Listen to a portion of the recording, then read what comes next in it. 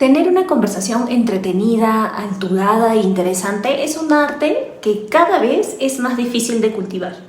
Los medios digitales nos están llevando a comunicarnos cada vez con menos calidad. Abreviamos, usamos palabras poco amigables, andamos en el corre-corre del día que no nos permite tener una escucha activa y en consecuencia una respuesta coherente con lo que nos cuentan. Tengo en este canal un video sobre cómo mantener una conversación interesante, así que esta vez vamos a repasar lo que no debes hacer, esos gestos que le restan atractivo a tus diálogos o pláticas y que muchas veces te hacen ganar malos ratos. Estas acciones son muy conocidas y muchos sabemos que hacerlas no ayudan a tener una conversación alturada. Sin embargo, también es fácil olvidarlas, sobre todo cuando estamos con personas de confianza, familiares, amigos, y creemos que no importa si tenemos buenas maneras o no al momento de conversar. Tener gestos de apuro es lo más incómodo que le puedes ofrecer a la otra persona mientras charlan. Mover la pierna, las manos, mirar el celular o el reloj o mirar alrededor evidencia falta de concentración.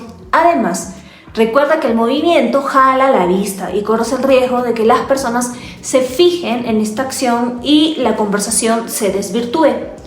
Conozco a personas que cuando conversan contigo no pueden evitar mover la rodilla o moverse a los lados o comerse los lados de las uñas.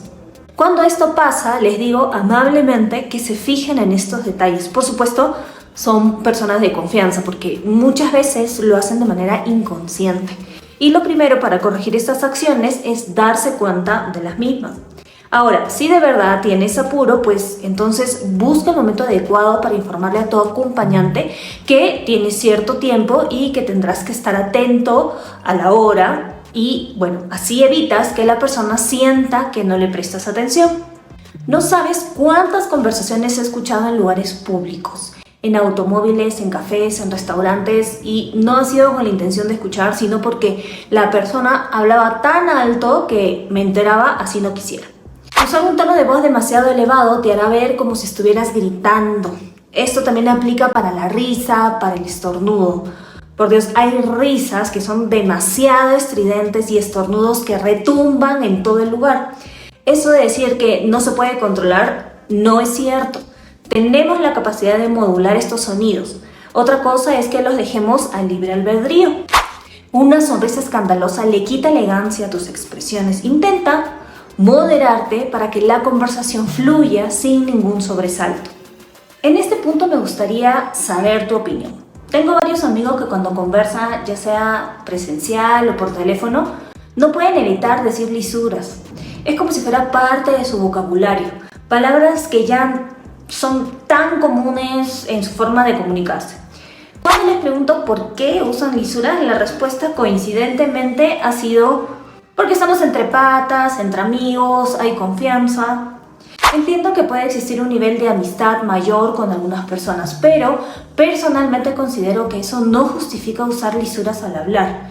Podría darse quizá en la privacidad de tu hogar, pero definitivamente no se escucha ni se ve apropiado si estás en un lugar público y las demás personas tienen que ganarse con tus palabras poco elegantes. Así que mi recomendación es que no te expreses con lisuras por más que el entorno sea de confianza. Quién sabe, se te puede pegar tanto estas frases que luego se te escapen en alguna ocasión más formal. Hace unas semanas tuve un reencuentro con amigas de muchos años. Ya sabes que cuando se trata de reencuentros, pues uno intenta ponerse al día y saber qué ha pasado en la vida de cada una. Todo iba bien hasta que una de nosotras empezó a contarnos todo con lujo de detalles sobre un tema en particular. Se tomó 5 minutos hablando, luego llegó a 10 minutos, luego siguió y habían pasado 20 minutos y el resto de nosotras pues no nos quedaba más que escuchar. Alguna se atrevió a intentar cambiar el tono de la conversación, pero apenas pudo, mi querida amiga retomó su relato. Así pasaron como 2 horas hablando solo y exclusivamente de su historia hasta que finalmente una de las chicas se atrevió a decirle que le gustaría también saber de las demás y que ya había escuchado bastante de su caso. Esta fue una clara forma de decir no acapares la conversación y al final todas nos sentimos un poquito incómodas. Pero en el otro lado están las personas que en una conversación responden con monosílabos o sonidos guturales. Hola, ¿cómo estás? ¿Qué tal te ha ido? Bien. Cuéntame, ¿qué te pareció la película? ¿Te gustó? Sí. O el típico, ajá, Ningún extremo es bueno. Lo mejor es responder con oraciones completas y darle tiempo a tu compañía a que también dialogue. Ahora me tomo unos segundos para pedirte que me dejes un like si te está gustando este video y así ayudar a que este canal crezca y llegue a más personas. Tengo una amiga a la que le encanta tocarte mientras conversas con ella. Te agarra el brazo, la mano, el hombro, ve la forma de sacudirte alguna pelusa o te agarra el arete. Pareciera que siempre tiene una excusa para tocar. Yo sé que en su caso responde a un impulso nervioso porque muchas veces lo hace sin intención. Pero esa acción que se ha vuelto una costumbre, y aunque yo ya la conozco y he aprendido a que no me moleste, definitivamente a otras personas sí les puede resultar incómodo.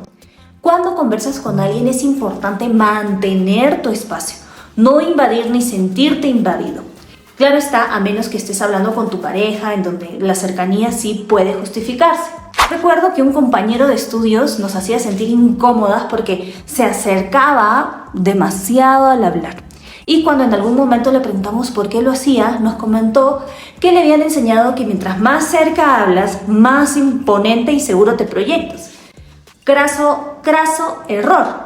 Lo único que nos generaba era un sentimiento de rechazo. Él avanzaba y nosotros retrocedíamos.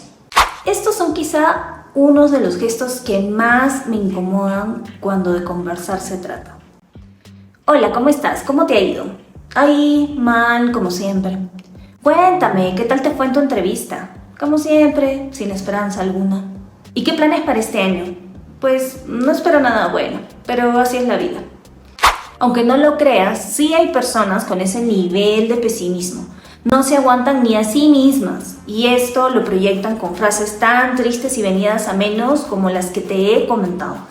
Y de otro lado están también aquellas que se centran en el chismorreo, en contar cosas de otras personas cuando no se les ha consultado.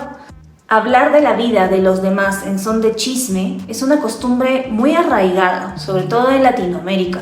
Una costumbre que no nos suma porque damos pie a malos entendidos que nos pueden generar más de un mal momento. Ni pesimismo ni chismorreo, por favor. Lo maravilloso de una verdadera conversación es que te nutre emocionalmente, te dote de nuevos conocimientos y sientas disfrute y satisfacción.